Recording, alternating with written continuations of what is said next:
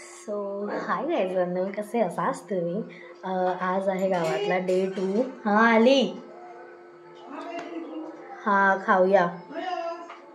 बाहेर आहे का इकडे? हां करते, 1 मिनटं दे. काय बोलायचं? आली, 1 मिनटं थांब.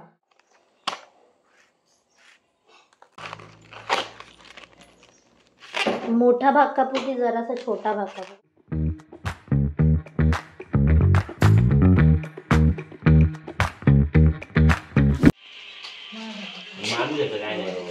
अरे पण तुमचं काय? लग्नानंतरचा माझा पहिला ओसा म्हणजे ओवाळणं. गणेश चतुर्थीच्या 3ऱ्या दिवशी गौरी घरी येतात. एकंदरीतच हे त्यांचं माहेर असतं, म्हणजे आपल्या बाप्पाचं मामाचं घर बरं का.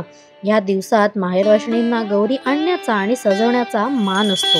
माझा पहिला ओसा असल्यामुळे 5 सुपं भरायची होती. त्यात पावसाळ्यात उपलब्ध असणारी रानभाज्यांची पानं, भाज्या, फळं, सौभाग्याची लेणी ठेवून हळदी कुंकू लावून त्याची पूजा केली जाते. गौरीसाठी खणानारळाची ओटीही ठेवली जाते.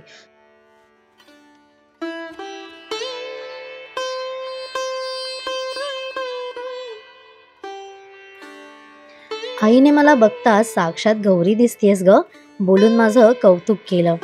सगळी सुपं घेऊन मग आम्ही कोळसा पुजायला गेलो. गौरीची ओटी भरून आईने माझी सुपं गौरीकडे मानवली आणि मला माझा पहिला ओसा दिला.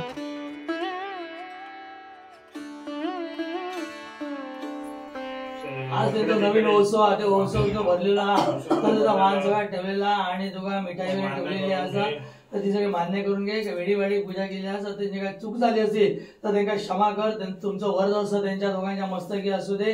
त्यांच्या दोघांच्याही कामात त्यांना काय यश मिळू देत काय आणि पुढे त्यांचं एकदम कल्याण होऊ देत. त्यांना उदंड असं निरामय आरोग्य लागू देत महाराजा काय आणि त्यांचं वंश पुढे चांगलं एकदम मस्त वाढा देत एकदम चांगलं. चला आणि त्यांच्यावर कृपा असू देत.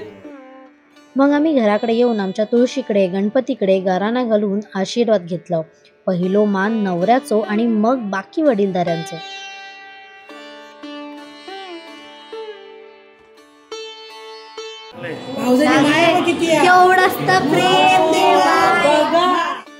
आता पुढलो मान आजोळाचो. माझ्यासारख्या नशीबवान मीच, कारण देवगडची लेक आणि आजोळ माझा मालवण कांदळगाव बरं का. ह्या स्मारक बघताच तुम्ही बघितलंच असतालाच. ह्या माझ्या आजोळाच्या साक्षात रामेश्वराच्या आणि छत्रपती शिवाजी महाराजांच्या पावलांनी पावन झालेल्या मातीतला.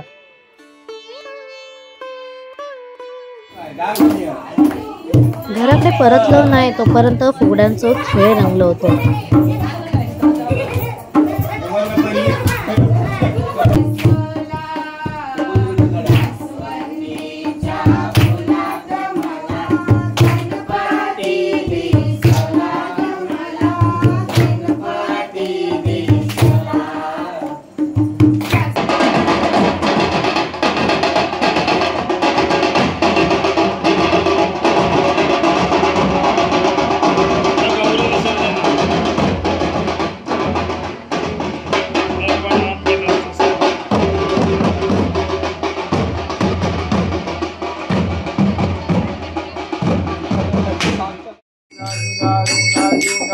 वाजती पायी देवा तुझ्या रे पैंजणी, देवा तुझ्या रे पैंजणी.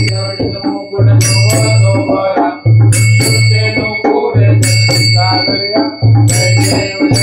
दिवाळी धर्म मरणाचे वारी आधी पडलो आता शनिवार. जय देवी जय देवी